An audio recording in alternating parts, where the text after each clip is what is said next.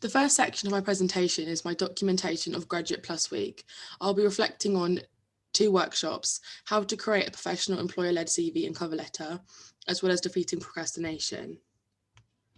The main thing I learned about creating a professional CV is to always be clear and concise with my sections. Here is a checklist of what should be included, and whilst most of it seems simple, the main thing I was keen to learn more about was a CV profile. This isn't something that I had done before, but I learned this is essentially an overview of the candidate and should be a specific description of relevant attributes and what you're looking for in employment. I know now this could be what catches the eye of the employer because it can come across a lot more personal than the rest of the CV. Here is my first try at writing a profile based on what I learned. A driven photography undergraduate interested in developing a career in the photographic industry. After obtaining work experience, working with a varied range of professional clients and continuously researching and developing skills in nature and mixed media practices, I'm now seeking a placement opportunity for summer 2021 onwards. The next tip I learned was to always tailor my CV when applying to different roles, to analyse the job description and alter the CV to appeal to those criteria. Changing the order can often help get some of the more relevant experience seen. And if I don't have experience, but skills related, moving the skills section further up or even including modules which taught me skills that are a little more specific. The profile I wrote before will also need to be altered depending on the job role. I went on to do further research on making a creative CV. What I learned is that it's even more important to stand out because the photographic industry is so saturated and competitive. A few tips I picked up on are to put things in reverse order, which can often promote a better and more recent work experience, using an interesting font to stand out but still remain professional, negative space and cover and clear headings to make it obvious and clear to the reader, and to save it as a PDF format so that no matter where it's opened, the layout remains the same. The last thing this workshop touched upon was about writing cover letters. I haven't actually needed a cover letter for any of my previous roles, so this was actually really helpful. I learned that similarly to the profile, a cover letter gives you a chance to stand out and be more specific about why you want to work with an organisation, why in that specific role, and what skills you have that make you the ideal employee. My next workshop is defeating procrastination. This is something that I found really helpful. Procrastination is something I struggle with, especially at the start of my modules when I'm struggling to solidify my ideas.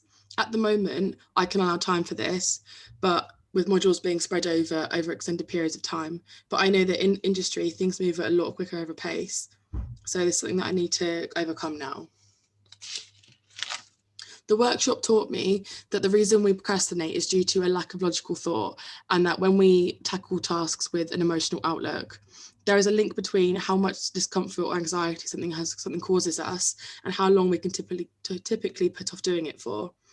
For me, this isn't always long. However, it's often long enough so that I feel stressed or rushed when doing projects I would normally enjoy. So I need to change my way of thinking. The most common excuse is, I'll do it tomorrow, but this is an example of illogical and self-sabotage thinking. If we can't get something done today, why will this ideal version of ourselves be able to do it tomorrow? Instead of saying this version of myself will do it, I need to take steps to become this ideal version of myself. Initial steps I've been taking to do this is to plan my day and tasks I need to do the night before and write them down and my goals. Giving myself scheduled time to do other tasks that I would normally do to put off work, normally doing these the night before, so when I wake up, I have nothing else to do. Keeping my desk space clear and moving it to a window for more natural light. I find this helps me feel more focused and positive. And having weekly calls with a friend from uni to talk about our progress, this gives me the push I need to stay on track.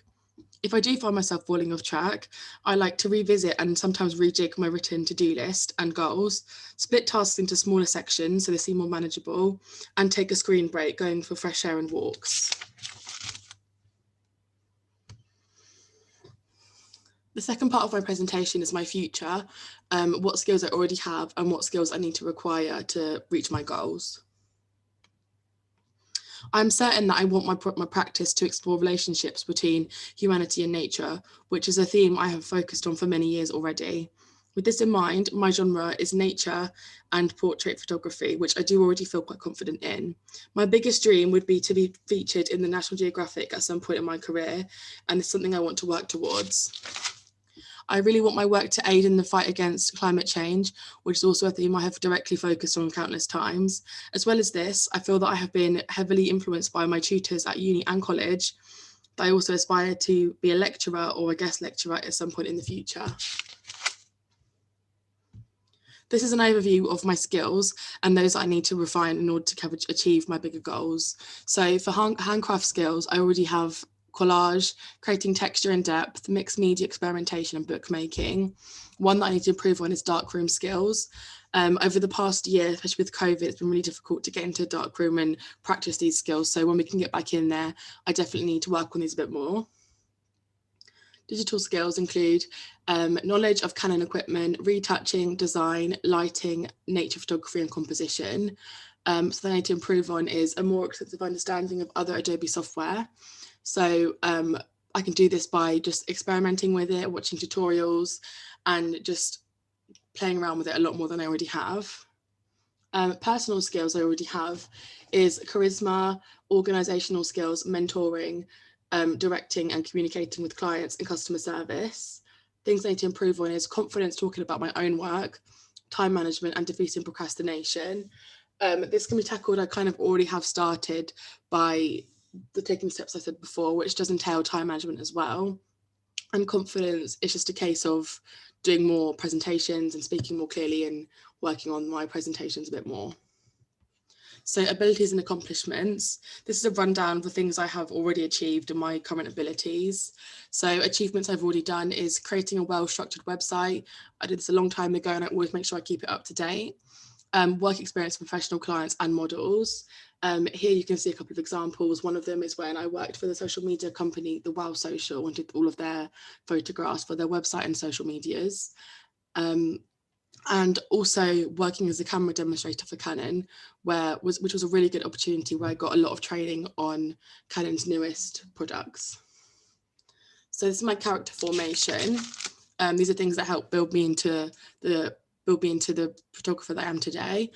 Time management skills and discipline. So treating my work as a 9 to 5 and really dedicating myself to it. Enthusiasm, I find doing more research into my projects feels more interest and creativity and makes me feel a lot more inspired. But the main one is volunteering. I did a month of volunteering in Ecuador a couple of years ago, and it's really opened my eyes up to how other people live. It challenged me physically because we had to do a lot of manual labour building hospitals and schools, as well as climbing the Andes Mountains, which was obviously very difficult, but really good. And it definitely fueled my passion for nature and steered me towards wanting to do nature photography because the scenery was so beautiful. So my creative personality was inspired by my love of art and collage, which I obtained through taking art all through school. Something that I continue to do and then eventually combined with my photography. And then practitioners such as Rosanna Jones inspired me to experiment more with my work, which is the main thing that has really shaped my outcomes. Generating ideas is initially often taken from things I have done and discovered during previous research. An example of this is one of my previous projects. I focused on fast fashion, and whilst doing research for that, I found a lot of information about plastic waste and how much we use, which I then carried over to my next module after that. A way I find new experiments is by surrounding myself with nature. Going for walks often points out new textures and contrasting elements in nature to incorporate and layer into my work. So finally, future collaborations. I find the easiest way to do this within uni is to make bonds with people who have different skills. So not even just branching out to people in our course who have different skills and strengths, but also different courses as well, mainly in visual communication, people in graphics and other ones like that, which will obviously set me up for future collaborations in uni and also once we leave.